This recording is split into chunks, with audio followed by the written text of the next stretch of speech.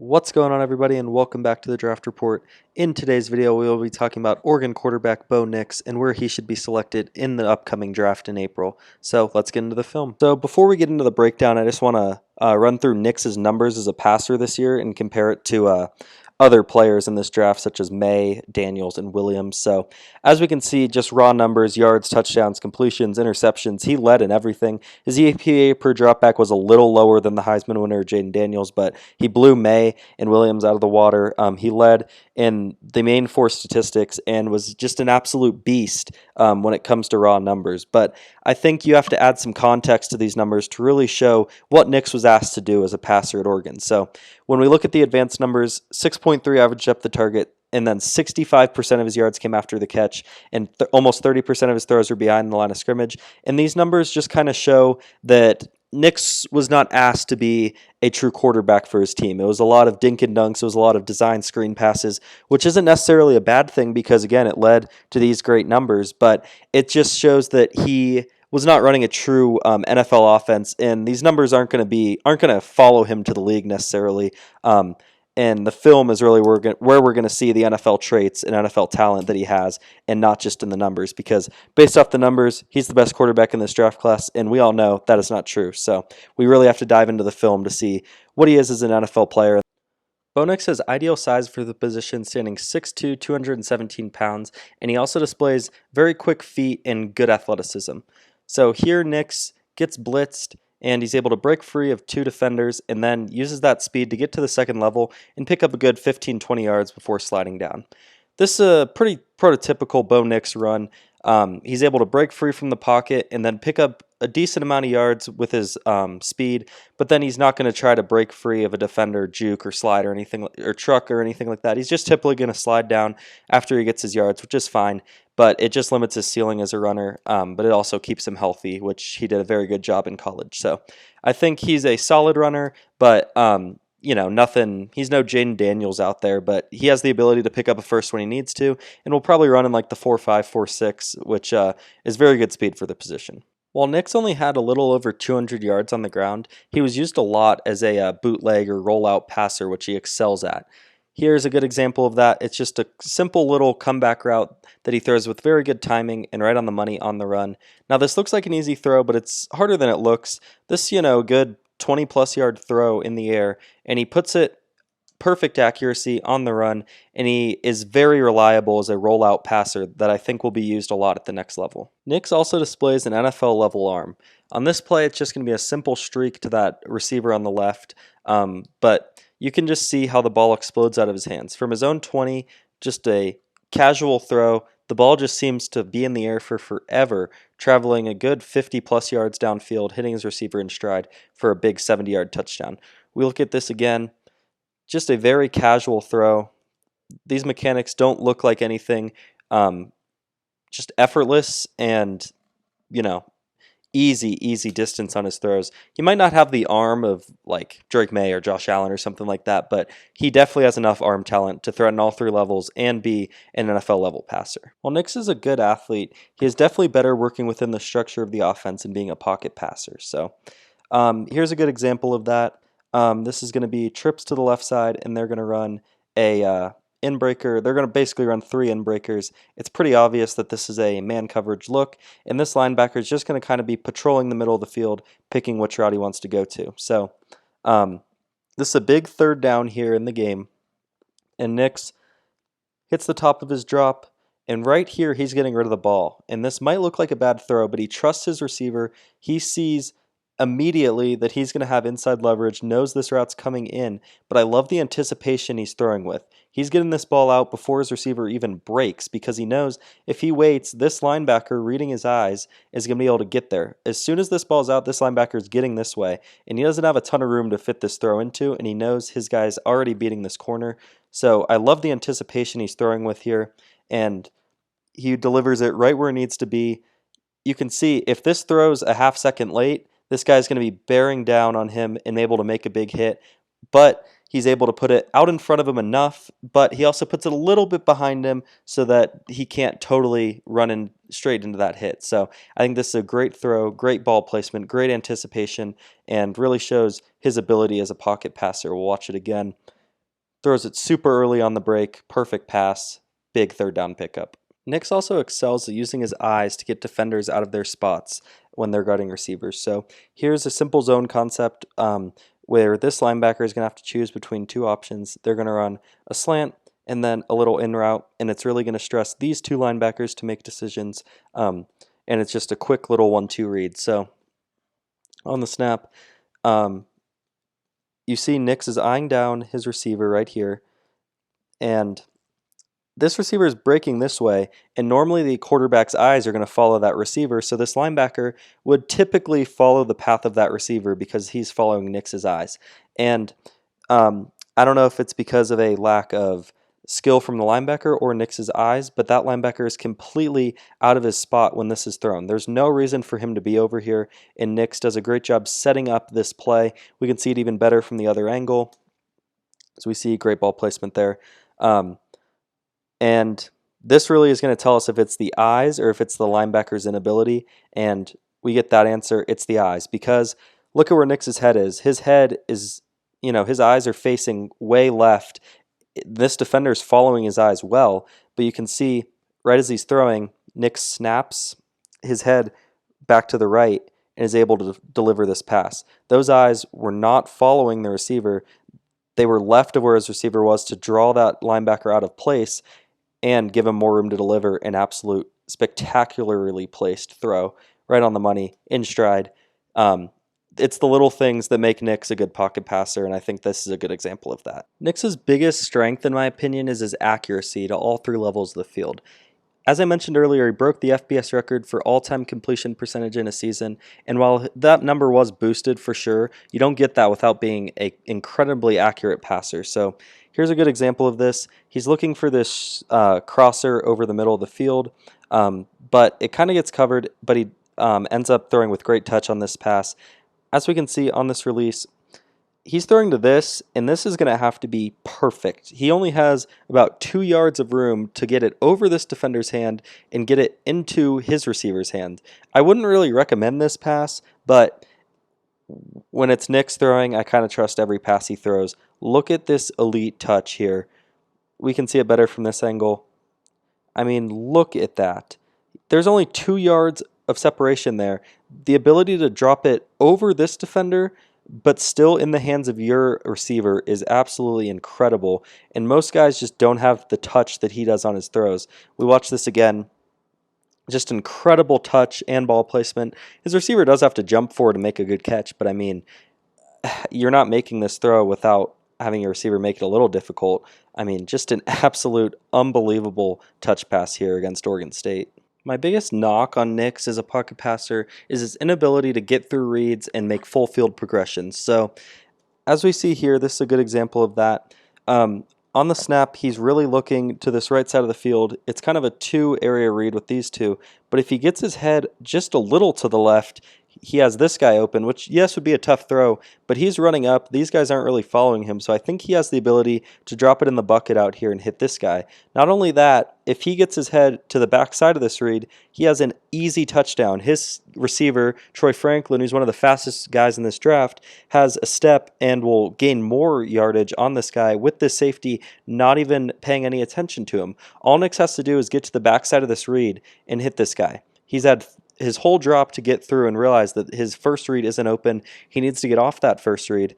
And what does he do when that first read's not open? He just sits there, throws a dump off. And this is very common for him. He rarely tests downfield past his first read. If his first read is open, yeah, then he'll throw it downfield. But he rarely is throwing aggressive throws past one read. Here's another example from that same game of Bo Nix's lack of aggression as a pocket passer. So we have his first read up top here. It's kind of hard to see, but he's going to be running a straight streak downfield. And then we have what's going to be an in-breaker and another in-breaker. And Texas Tech is going to be running a cover 3 look with these 3 guys playing over the top safety and then 2 boundary corners. So on the snap, we see that Texas Tech devotes a lot of attention. Okay, right here. Hits the top of his drop. He's reading this out, and right here we can see his receiver not only doesn't have a step, but this safety is also has his eyes and attention on him. So he's practically double teamed and doesn't have separation, get off this read. Top of your drop, get off that read, get to the left, which is where this progression should go. It should be a 1 to 2 to 3 to check down. It needs to get through this quicker. And right here, we'll go an extra little split second. He finally gets off that read. And we see the safety. We can now confirm that he is devoting his attention there. So this read is out of play. Get to this read. And this guy is running towards the line where two defenders are both out of that area. This guy has so much room in front of him. These linebackers also are not getting back to this receiver, so he has room to throw it over these linebackers and to this guy. We know that this guy is going to an open area of the field with no defensive coverage and with linebackers not really in the area to defect or affect a pass. So why is Nix not throwing this? And the reason is he's scared to throw when it gets past one read. As we see, he just immediately gets to the check down, which works out because Bucky Irving's amazing, and he picks up almost a touchdown on this. But at the next level, you are not going to have running backs that can do this on little check downs. Right here, this ball needs to be thrown. He could wait an extra second. It's a good pocket, so he could wait and get this ball out in even more open space. But why are you not throwing this pass to an open receiver running towards open space who could probably catch and run it for maybe a touchdown? He's just scared to rip it past one read. We can see from the other angle his eyes to really confirm what he did. You see first read is that guy on the left, and then a little snap back at the top of his drop. You see that head movement? He snaps his head back and looks. He gives a little look with his eyes, and he's not throwing. That look should be, oh, he's open, I should throw. No, I'm just going to throw it to my dump off. Like, he needs to be aggressive, and that's why his ADOT was so low, because he just doesn't have that aggression when he's targeting past one read. Another area where Nix needs to improve as a pocket passer is when he's pressured. His numbers looked very good as he actually had a positive EPA and he had like a sub 10% pressure to sack rate. So he's very good at avoiding sacks and rarely gets sacked. But he also had a very good line, so it made it easy. But here's a good example of what he'll do under pressure. His footwork's just not there. So here's a throw. Yes, there's defenders in your face, but why are you not... First of all, bare minimum, you should be stepping into this throw. You should not be fading away on this throw. Second of all, you should be stepping up into the pocket to not make it as tough on your tackles. If he steps up into the pocket and delivers with some zip, this ball's getting there. But because he throws it on his back foot, it lacks velocity and it comes up short. He does this very commonly when he's pressured. He likes to do this little fallback to avoid getting hit, and it might look good and it might work sometimes, but the consistency of it's not there. And in the NFL, you need to be able to take a hit while you're getting thrown or while you're throwing it, and he just doesn't do that right now. This play here is another example of his kind of poor footwork in the pocket. He gets the snap, and at the top of his drop, nothing's open. And normally you'd see a guy maybe maneuver the pocket here or bounce it out or something. But Nix sits here for a good, I don't know, 2 seconds and just flat-footed throws. It works in college because his line was so good. But when in the NFL are you going to be able to take a snap, get to your drop back, and sit for an extra 3 seconds without being pressured? Never. I want to see him move, maneuver the pocket, and if something's not there, break structure and use his legs. And he just doesn't do that very often. He commonly just sits in one place and delivers throws, which worked again in college because his line was so good and his receivers were so good. But he just doesn't possess that elite pocket movement that I'd like to see from a guy who's mainly a pocket passer. So this is the last play I want to show you, and I think it's a microcosm of Bo Nix as a pocket passer. So it's going to be what I think is supposed to be a cover 3 look with a over-the-top deep third, over-the-top deep third, and then one of these 3 guys is supposed to be playing a deep third, but it doesn't end up happening, as we'll see. And then there's 4 underneath defenders, so Oregon's going to run a curl at the sticks, a in-breaking post, and a curl at the sticks with a little seam streak running up there. And I believe this is supposed to be a 1-2 read, and these curls are just kind of there if they somehow get open. But this is really Bo Nix's first read, is this middle guy in the trips. So on the snap, we can tell that Bo Nix is eyeing that guy down. His eyes are on him the whole time. And as he hits the top of his drop, this ball is coming out right here. But if we look to the left side of the field, if he just took a little glance over, he has a touchdown to this receiver. But again, this is an open throw. but it's going to be a tight window throw because he has this guy coming down on him. This guy's there right now, so he's throwing it to a window that isn't open yet, which I like. Good anticipation. But this guy is clearly guarding him, and then these two are too far away to make a play. But if he waits an extra second on this, it's going to close up. So he's throwing with good anticipation and hits his receiver in stride and accurate. And I think this is a good example of Bo Nix as a passer because let's look at the pocket. He's somewhat pressured, but look at the footwork. He falls back on this throw. It is not. He's not stepping up into the face of pressure or anything. He falls back, but it's still an accurate throw. And I think this is a good example of Nix as a passer because if he is able to get to his first read, it is going to be accurate. It's going to be good timing. It's going to be anticipatory, all of that. But if he has to read past one read or like read the entire field, he kind of freaks out. And especially if you add pressure to that, he is an absolute disaster. So he's not to the level of an NFL quarterback when it comes to being a pocket passer. But when it comes to his first read, he is very good. And I think this is a good example of that. We'll watch it in full speed. Nix hits the top of his drop, misses an open receiver, but hits him in stride for the catch. So that's going to wrap up the film portion of today's scouting report, and I just want to close with my final thoughts and grade and player comparison for Bo Nix. So overall, as a pocket passer, when he's throwing to his first read, he's exceptional. He throws with great timing, anticipation. He doesn't look scared, and he's willing to test downfield if it is his first read.